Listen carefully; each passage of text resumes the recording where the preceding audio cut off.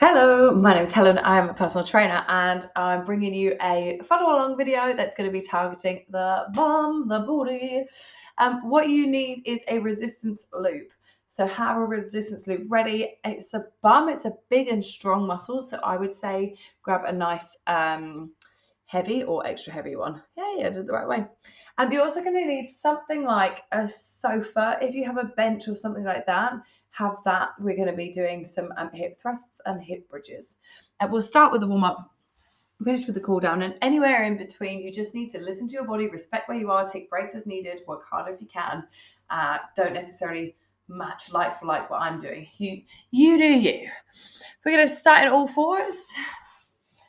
So shoulders over wrists, hips over knees, and just take your right leg up, squeezing the butt, and then bring the knee back towards the floor, maybe even pull it in a little bit. And then again, extend back, and little pull. So you're squeezing your bum to move the leg. So this is just the warm up. You want to check as you do this, you don't let your back arch like this, but you keep it in this neutral position. So it helps to keep your spine stable. Practice to stabilize your spine basically, and is also isolating the butt. Fire hydrant. So now your right knee is going to go out to the side like this and then come back down. Do you know why it's called a fire hydrant? I used to not know the name of this pose, and I used to think it's like dog peeing pose, and then I realized that's what it is, dog peeing on a fire hydrant. Now as you do this one, the temptation is going to be to really lean out to the side, but even if your knee doesn't go as high, try and keep your body level, so really push into your right hand. This is going to start training the side of your bum. Just switch sides. If you really struggle on your wrists, you've got the options to do this, maybe resting on your forearms on something like a sofa or a chair. And you can also do it on your forearms on the floor if you've got bad wrist pain. So just remember that is an option. Now we're on the second leg, and you might find your right bum that's now stabilizing is feeling even more fatigued because they're both working. And come back to the side. Also, just kind of make note of my tempo. Make note. Just grab a pen and paper, jot some notes down. But basically, don't just swing your leg up and down like this. You want to control out, maybe add a little pause and control back in. So I'm just cracking up about making note. Sometimes the words aren't right. Nice, perfect. Lie onto your back. Knees roughly 90 degrees. Squeeze your butt, lift your hips away from the floor, and lower back down again. So you're squeezing your butt muscles to lift. Lots of people find they come into a back extension. That's where they lift super high like this. This is more of a focus on your back and your chest opening. But instead, you want to keep your hip bones quite close to your ribs. So we're going to isolate the bum, and the back shouldn't feel any pressure or tension. Now just hold your hip bridge up. And as you hold, continuously push your heels into the floor, the balls of the foot, the feet. And you're clenching both butt cheeks together as evenly and as hard as you can. And you're in control of how hard you clench this. This is the warm up. And my bum is definitely warming up.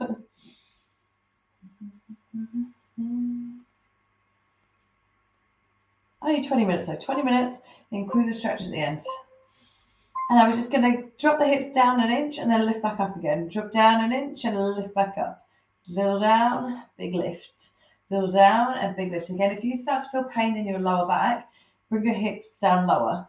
You'll probably find once the lower back switched on, you'll actually need to take a full rest, break, and then join back in again.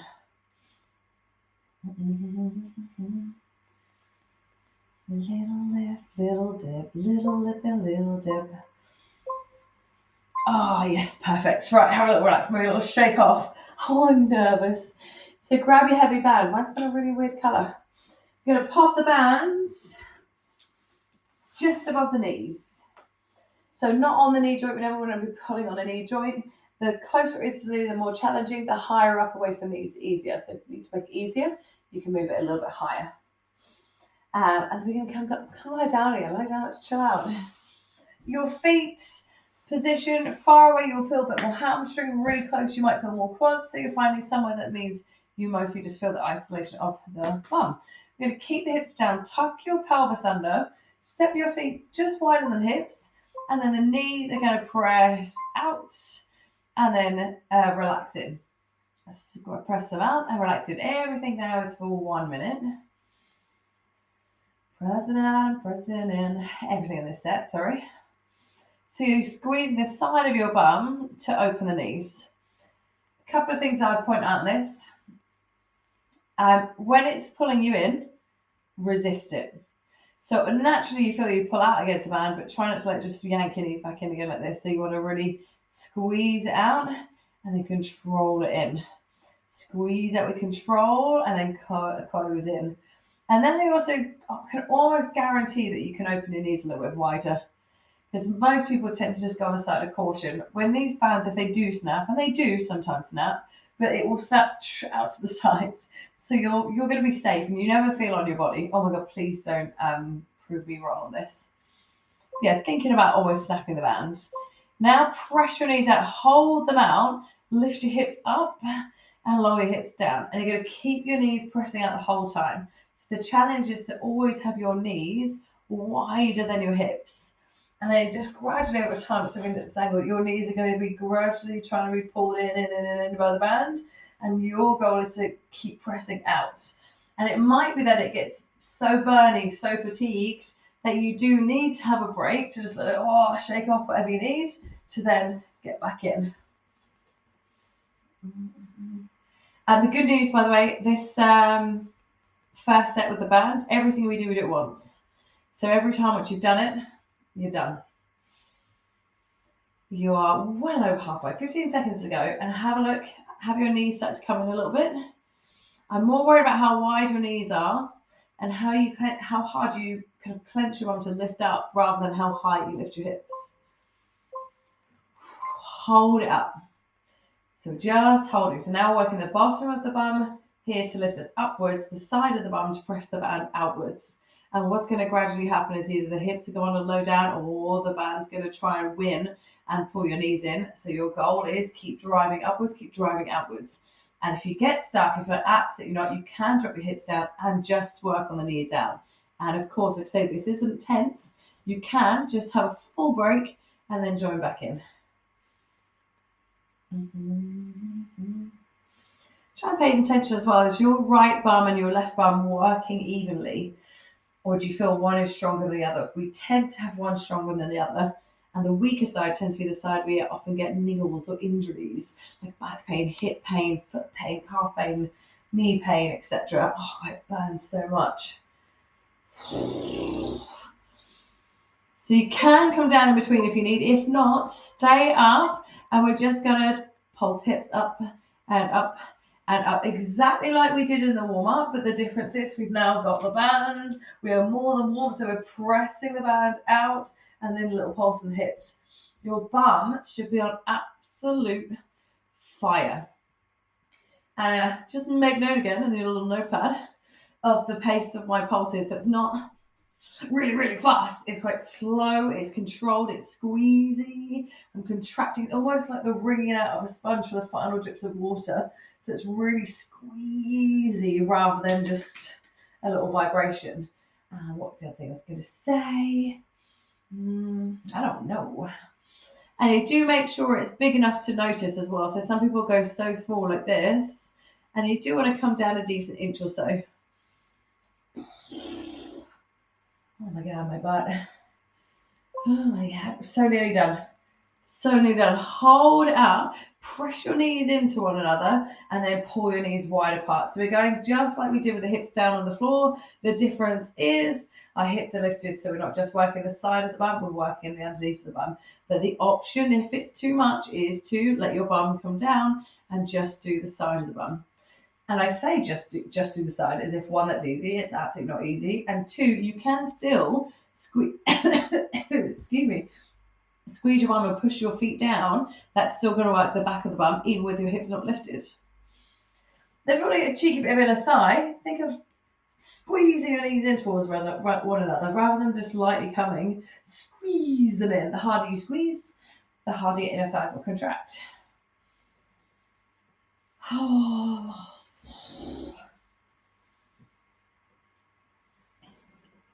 Squeeze it out, resist it in, squeeze it in. And then pulsing out and the end range. So keep your knees wider than your hips and then just little pulse out, little pulse out, little pulse out. So the knees are opening out and out and out rather than the hips going up and down on this one. So, but again, continuously squeeze the bum to keep the hips up. You can check your knees are going to try and close. We're attempting to keep wider than the hips the whole time and go up from there. So we're almost again thinking about that snapping point of the band. You've got 30 seconds and then the band is done with. And we're over halfway. Well, we're halfway. Bang on. No, we'll be over halfway. Just looked at the timer. Just done some sort of maths. Oh, I'm just starting pulsing up and down. Out and out and out. Yeah, use your abs to help stabilize your pelvis. Oh, you got another 5 or so seconds. Can you just pressure these out a little bit further? Just a little bit. Try and start the band. Oh. And you can get rid of your band. Oh, maybe hug your knees in.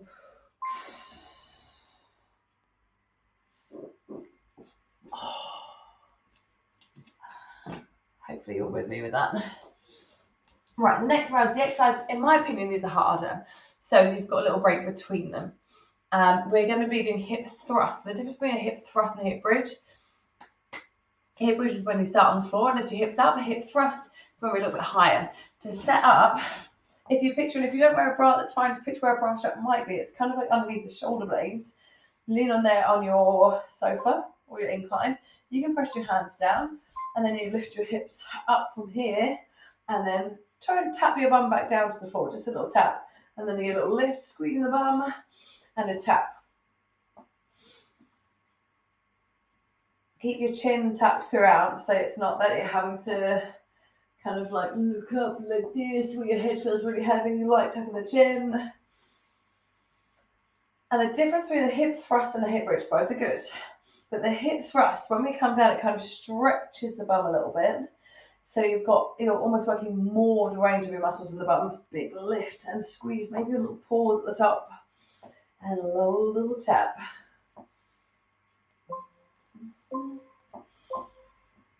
Perfect. I release down. Right, our next challenge, single leg. If you can't do single leg, I'm going to give you options, but if you can, you put your right foot down the floor, you lift your left knee off, and it's a 1-1-2 time, meaning we're going to go up, pause for 1, and then lower down slowly. So we drive up, pause for 1, and lower down slowly. Now, if you can't get up on both, put both feet down, lift up with both, then lift your foot off and lower down slow. So you use both to lift, then lift the leg and lower down slowly.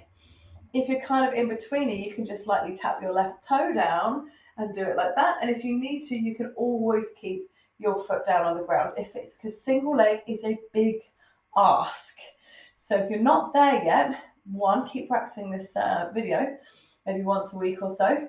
But yeah, if you're not there yet, you're not there yet. It's just where you are. Have a little relax, a little shake. But it doesn't mean you'll never get there. So if you need to, it's both feet still on the floor. And remember, you can take breaks and rests as needed. I'm going to do the other leg. So if you can, left foot on the floor, right leg lifts. Up, quick hold. And then down, slow. Up, quick hold. Pause. And then down, slow. So really attempting to use single leg if you can, or as much single leg as possible. So another option, if you're needing to use both feet on the floor, is to just put more pressure into your left foot. So you're using the right foot to help, but you've got a bit more pressure on the left foot. And maybe that pause as well. So you lift that pause, stamp your left foot down hard as you can. Again, work to your level. Can't reiterate that enough. And don't feel like you've failed if you can't do something.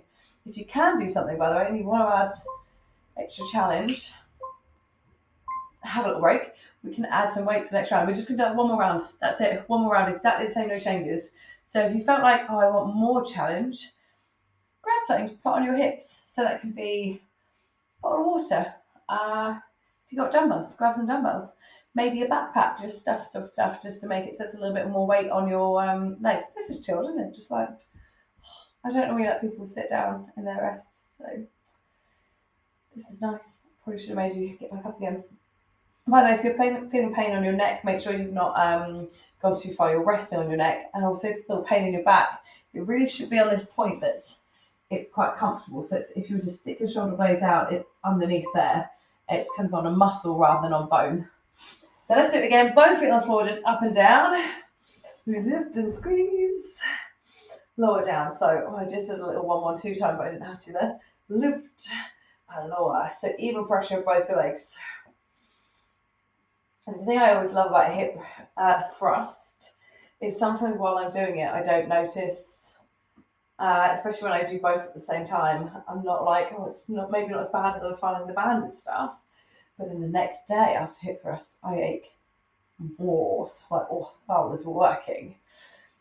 Same with single leg stuff. For me personally, I struggle adding a lot of weight. And yet once I've added some, I'm like, oh, plenty. Take the little break, unless you want to power through and keep on going. But if not, I'd say take the break, and in the break you can shake off, do whatever you need. Maybe a little sip. Got 45 seconds on the right, 45 seconds on the left. Done. Find that comfortable point. Lift your left foot off if you can. Up one, hold one, down slow with control, and tap all the way down. So you do want to tap, rest down if you need, but just a gentle tap if possible. So again, we get that increased stretch.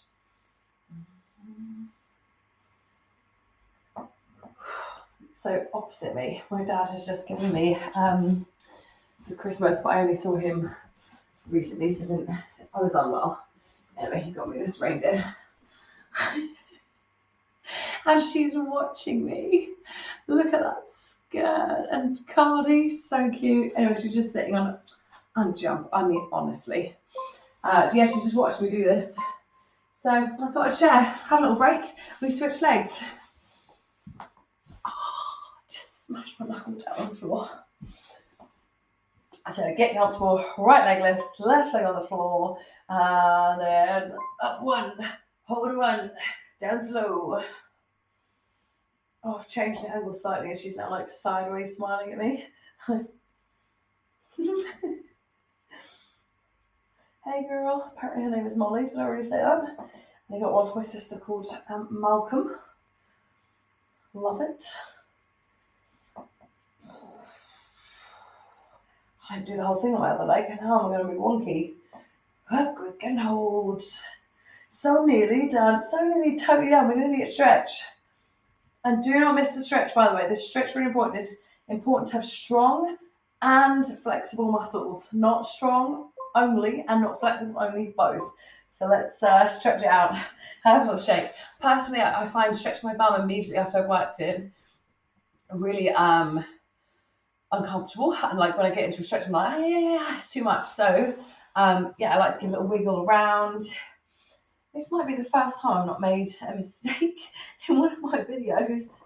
Yeah, wiggles you need, maybe even come lie on your back. So we're not going to be stretching your back and just hug the knees towards you, maybe a few little rolls and shakes.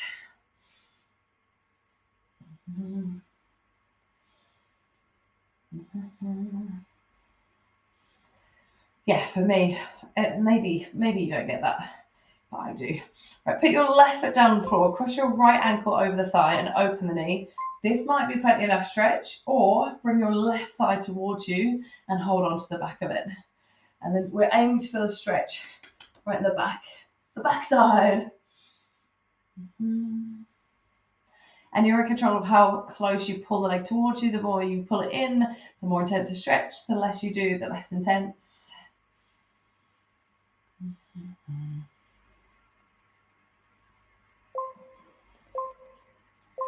Perfect. Keep the shape. Keep the right foot as it is. Drop the left foot down. Open your arms, and now drop your left knee towards the floor. And maybe your right foot comes down, maybe not. But I'm hoping you now feel this right in the side of the hip, right in where when we open the knees, out and in. It's right in there. And breathe. The thing with stretching is you want to stretch to a point where you feel it pulling the muscle, but not like it's going to feel like it's going to snap the muscle. Just repeat that other side. So come back through the middle, right foot on the floor, left ankle crosses over, Relax the knee and then hold onto the back of your right leg if you can. I personally always recommend relaxing the head back down again because we are trying to relax, soften, not strain. The reason we hold the stretches at least 30 seconds is it usually takes about 20 seconds before our brain will actually let the muscles chill out a bit. Drop the right foot to the floor, open the arms, and now drop your right knee towards the floor. But yeah, when we our body tries to protect us, and when we start pulling the muscle, it's like whoa, because it wants to make sure it's not going to like snap you, put you in strips, get you in splits, or get you an injury. So it contracts to stop, and then as you hold in that safe space, that's when it's like, oh, okay, we're fine, and then it relaxes. So that's why you got to hold a decent amount of time. And relax. If you want to do some more stretching, you absolutely can. And if not, thank you so much.